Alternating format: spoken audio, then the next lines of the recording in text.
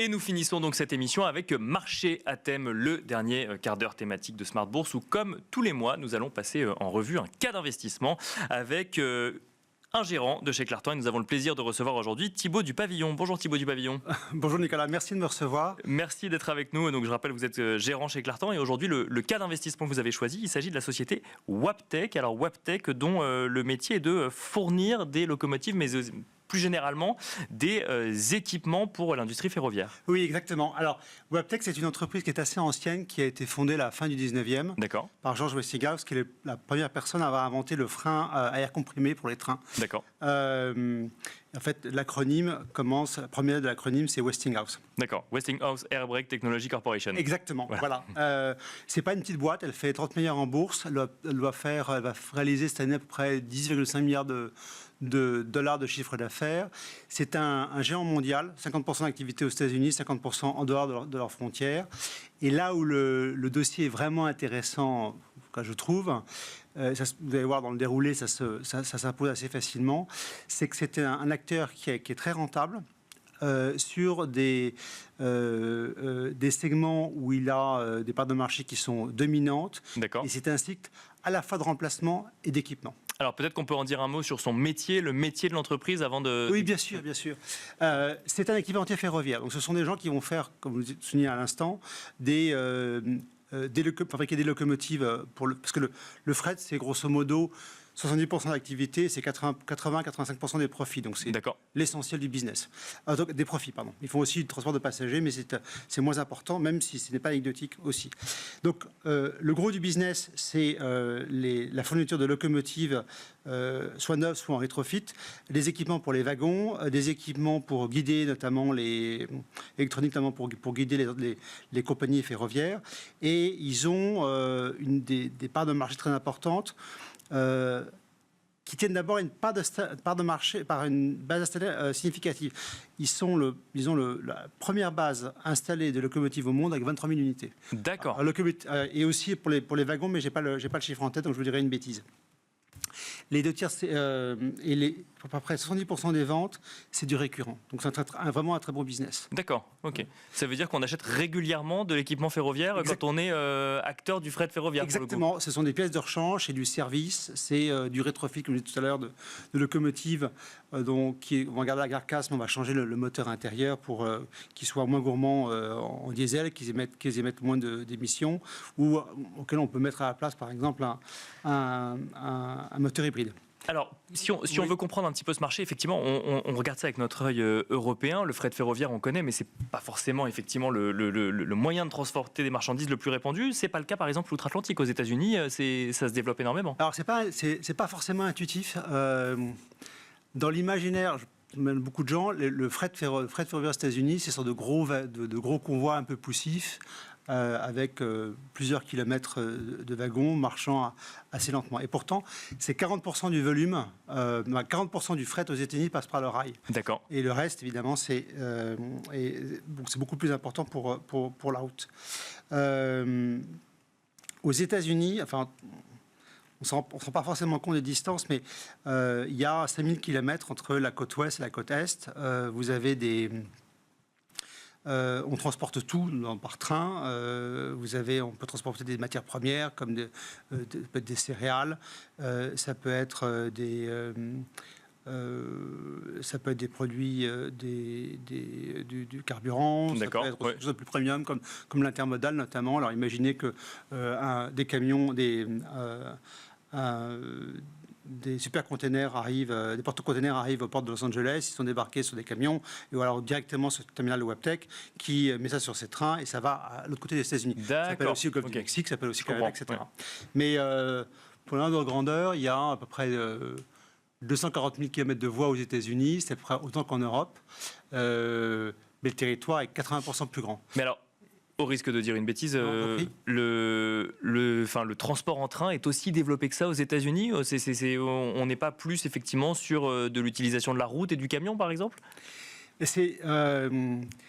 Alors, au-delà de 2000 km, c'est beaucoup plus rentable 20 à 30% de prendre le train.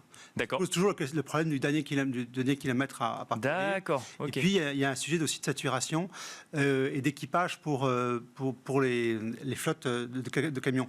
Pour avoir aussi là un ordre d'idée, l'équivalent d'un convoi de 500 camions, c'est 6 conducteurs de locomotives pour une compagnie ferroviaire américaine. Donc il y a un intérêt à développer le fret ferroviaire et le fret ferroviaire se développe aux États-Unis. Oui, il suit grosso modo l'économie. Il y a eu un petit ralentissement, une période de marché récemment, mais on pourra en parler plus tard. Mais c'est un secteur qui est en bon essor et l'activité, en fait, ça tient aussi au fait que le secteur est complètement consolidé. Vous avez 6 grosses compagnies aujourd'hui versus plusieurs centaines, dans les années 70. Il y a eu des faillites, des regroupements et tout ce que vous voulez. Ça est organisé par l'État et aussi, ce qui n'est pas commun, c'est que contrairement à ce qu'on a en Europe, le réseau de chemin de fer appartient aux compagnies privées. D'accord, ouais. Ok.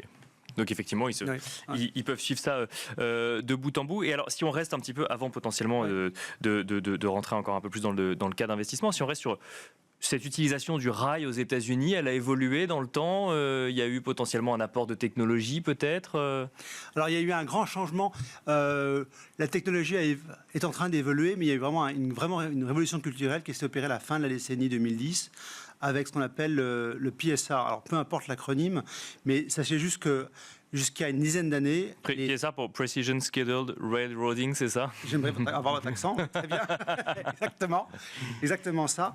Ça correspond. Auparavant, les trains de marchandises étaient affrétés un peu sur demande des clients. D'accord. Et ça a été une révolution culturelle où une compagnie, puis une deuxième, puis une troisième, puis tous ont suivi à fur et à mesure, ont eu l'idée d'instaurer des horaires fixes, un peu comme les transports de passagers. Alors ça, c'était peut-être un peu rigide, mais ça permet d'avoir des choses qui sont assez fiables. Et ça a eu un gros atout, un gros avantage pour les compagnies ferroviaires, c'est qu'elles ont optimisé à mort leurs coûts. D'accord. Par exemple, ils ont baissé d'un tiers leurs effectifs en une dizaine d'années. D'accord. Ils ont limité leur flotte de matériel roulant. Ils ont limité également une partie des infrastructures qui étaient redondantes. Donc ça avait vraiment un sens. Mais on est arrivé récemment au bout de l'exercice.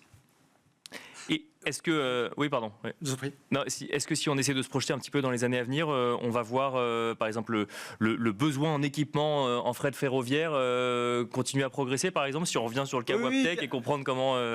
Oui, bien sûr, on est arrivé... Alors, si vous voulez aller plus vite sur le réseau, il faut plus de fluidité, il faut plus de vitesse. Il y a des contraintes qui sont en train d'arriver, des contraintes qui sont d'ordre réglementaire et des contraintes qui sont d'ordre environnemental. Aux États-Unis. Aux États-Unis. D'accord. Alors, il y a depuis début 23, vous avez l'obligation aux États-Unis d'avoir des véhicules... Enfin, les locomotives qui ont plus de 23 ans ne peuvent plus circuler sur le réseau. D'accord. Donc c'est un nœud ferroviaire qui est clé, sachant que le parc locomotive aux États-Unis c'est entre 23 et 26 ans. Alors, il y a des dérogations, s'il y a un rétrofit récent, mais grosso modo c'est ça. Et cette législation est en train de faire tache d'huile au reste du continent, au reste du territoire américain. Il y a des clients, notamment les compagnies minières, mais c'est aussi ça, on a aussi ça en Australie, qui sont engagés à réduire leurs émissions de CO2 dans la chaîne d'approvisionnement et qui sont assez en retard et qui mettent une pression assez forte sur les compagnies ferroviaires. D'accord. Et puis, il y a pour vous montrer... Et puis, il va falloir réinvestir pour pouvoir regagner des parts de marché. On avait... il y a une dizaine d'années, on commandait aux États-Unis quelque chose comme 500 locomotives par an. C'est une nouvelle locomotive à être. D'accord. Oui. Et on est tombé à 300. Donc le ressort est tendu à fond, vraiment à fond. Est-ce que Wabtec est bien placé pour profiter de ce cycle que vous décrivez? Oui, tout à fait, parce qu'ils ont ils sont dans la décennie précédente, ils se sont constitués, ils se sont regroupés avec d'autres industriels. D'abord, ils ont racheté Fevley dans les années 2015 ou 2014, je ne me souviens plus très bien. 2018, ils fusionnent avec la branche transport de General Electric. Donc, ils viennent à mastodonte, des doubles de taille à cette occasion. Et les affaires sont bonnes, mais pas absolument incroyables. Mais là, le cycle est en train de repartir. Et il repart, c'est intéressant aussi, parce que la nouvelle génération de managers qui arrive au pouvoir dans les compagnies ferroviaires, notamment américaines, veut gagner des parts de marché. D'accord. Et la gamme est assez vaste, on rentrer dans le détail, mais il y a des choses vraiment intéressantes pour leur clientèle qui se rend compte que la rentabilité immédiate sur la nouvelle flotte, les nouveaux équipements est très importante à 2 chiffres. Donc c'est pas rien. Voilà, vous en prie. Non, merci beaucoup Thibaut Dupavillon de nous avoir parlé donc de cette société Waptec, je rappelle, Westinghouse Airbrake Technologies Corporation. Merci beaucoup. Je rappelle que vous êtes gérant chez Clartan. Et quant à nous, on se retrouve très vite sur Be Smart for Change. Merci pour votre accueil.